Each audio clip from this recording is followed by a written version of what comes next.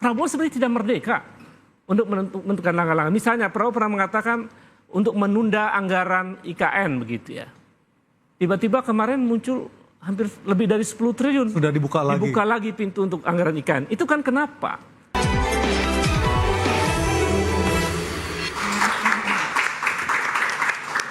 Mas Ubed, tadi udah Ferry mengatakan ada masalah adab dan juga etika dalam bernegara. Iya. Apa yang mau disampaikan, Mas Ubed? Jadi jika tidak ingin dinilai negatif oleh orang atau oleh publik, jangan lakukan tindakan-tindakan yang menunjukkan munculnya interpretasi negatif dari publik.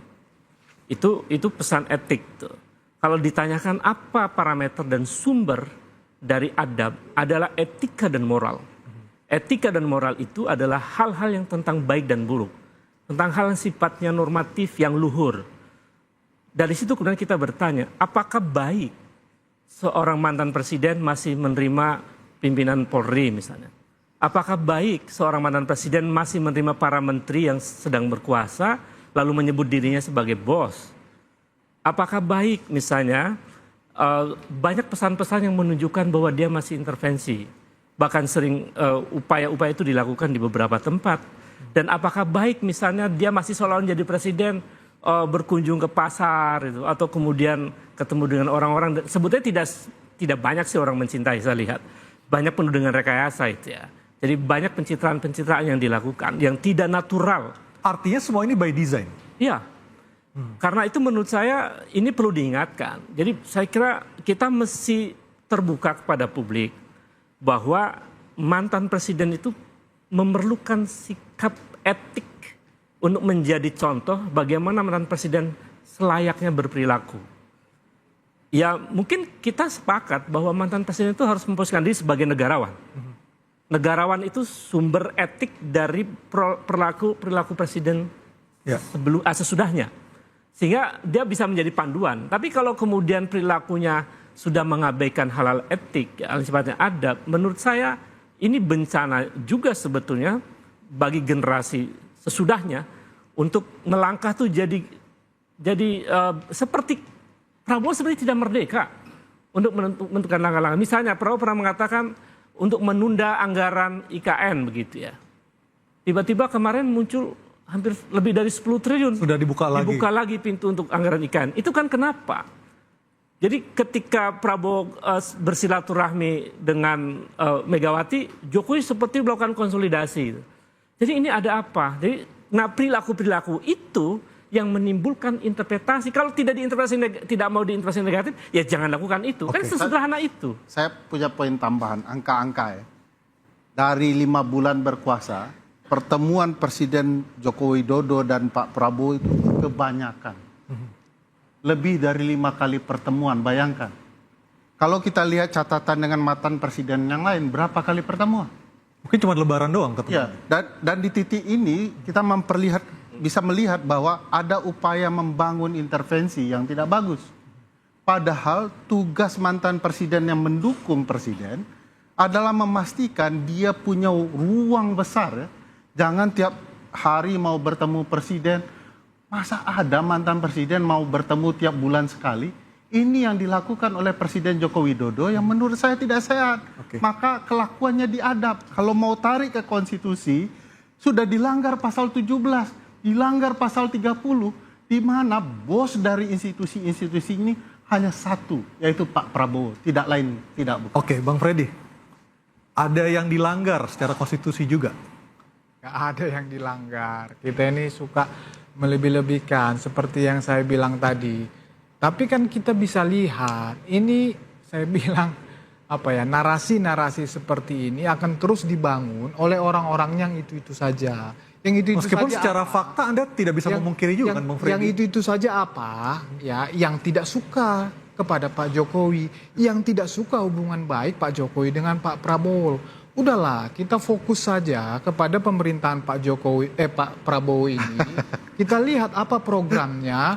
Seperti tadi udah disampaikan Mas Andi. Ini kan tantangan ini ke depan ya luar biasa. Ayo dong kita support pemerintahan ini. Ya. Tapi apakah Projo bisa menerima ini sebagai masukan konstruktif? Bang Freddy. Saya tadi udah menjelaskan, itu karakter dasar Pak Jokowi. Tadi Mas Ubed mengatakan, apa baiknya? Loh, saya bilang tadi emang tidak baik memberi kebahagiaan kepada masyarakat itu. Oke, itu just selfie, tapi itu berbahagia dia. Gitu loh. Oke, Mas Andi. Itu alami loh. Loh, itu murni. Tanya itu masyarakat itu bahagia nggak lu? Datang kepada Pak Jokowi, bahagia nggak lu usulkan foto Pak sama Pak Presiden Jokowi? Joko Widodo Kemudian jadi petugas pembagi zakat saja supaya nggak ada masalah, silahkan lah. Makanya saya bilang mantap. narasi-narasi seperti itu akan dibangun, mau isu apapun akan selalu dipakai. Mau isu ijazah palsu lah, mau isu apapun akan selalu seperti itu. Nah, yang mau saya sampaikan adalah sudahlah Pak Jokowi dan Pak Prabowo itu ya ini memang khasnya beda. Bukan berarti kalau beda itu salah. Oke. Tadi udah di awal disampaikan. Pak Prabowo udah berulang-ulang statement. Ini emang kelanjutan. Baik, saya ke Jadi apa yang salah? Mas Mau Andi. ketemu setiap bulan, ketemu setiap minggu, setiap hari. Loh, apa yang salah di Baik. situ? Mas Andi, Pak Prabowo terganggu nggak sih dengan perilaku Pak Jokowi selama ini? Ini kan karakternya memang berbeda ya Mas. Jadi mantan-mantan presiden ini kan Bu Mega ini setelah selesai lebih banyak ke kebun anggrek gitu. Pak SBY ya melukis, Nyiptain lagu, main gitar. Pak Jokowi ini sukanya mungkin ya bertemu masyarakat. ketemu Pak Prabowo juga suka. Nah, ini karakter mantan presiden kita. Jadi kesibukan setelah pensiun ini kan memang lain-lain gitu. Jadi Pak Jokowi kan suka itu tadi ya bertemu masyarakat ya. Memang itu tadi Bang Freddy udah sampaikan. Kalau Pak Prabowo terganggu atau enggak ya, sebenarnya soal terganggu atau enggak ini kan terkait dengan program pemerintah yang beliau pimpin ya. Selama ini saya tidak melihat Pak Prabowo terganggu, itu saja. Jadi meskipun beberapa hal sedikit ada mungkin ya usulan-usulan ya, misalnya kayak IKN. Ini kan belum jadi juga, tadi mobilnya ditunda. Jadi prioritas beliau adalah karena anggaran ini diprioritaskan untuk pembangunan manusia, nah, beliau lebih tekankan untuk itu, misalnya itu. Nah sisi yang lain adalah Pak Prabowo ini enggak suka bicara di media Mas. Jadi artinya begini, beliau sendiri sampaikan kinerja berbasis bukti, jadi evidence based performance ya, beliau sudah sampaikan di istana.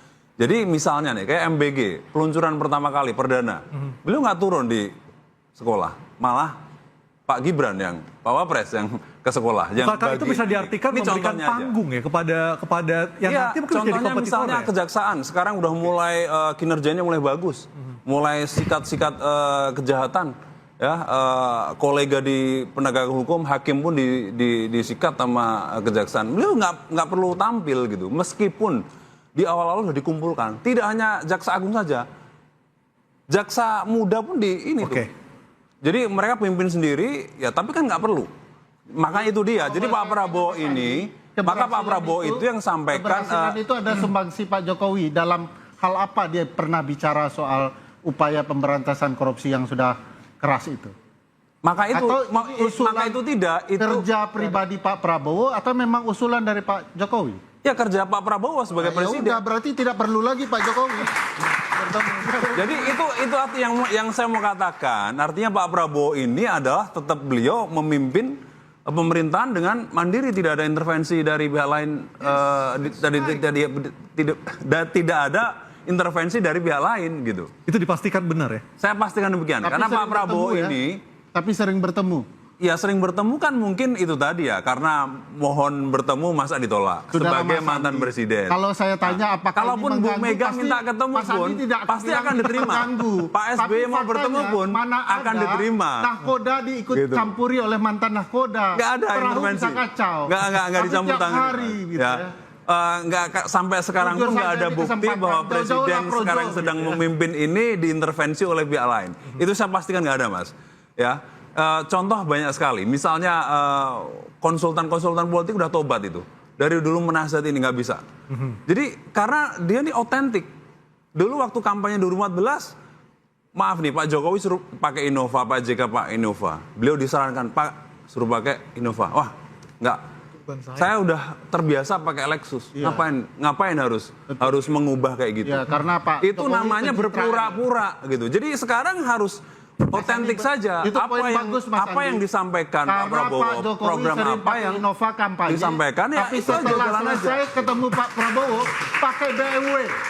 Oke, kita akan melihat ke depannya akan seperti apa, bagaimana konstelasi politik setelah berbagai macam rentetan peristiwa yang terjadi selama ini. Mudah-mudahan Indonesia akan tetap kuat dan pemimpinnya tetap kompak dan rakyatnya sejahtera, adil dan makmur. Saya Aryo Ardi, terima kasih atas kebersamaan Anda. Selamat malam dan sampai jumpa.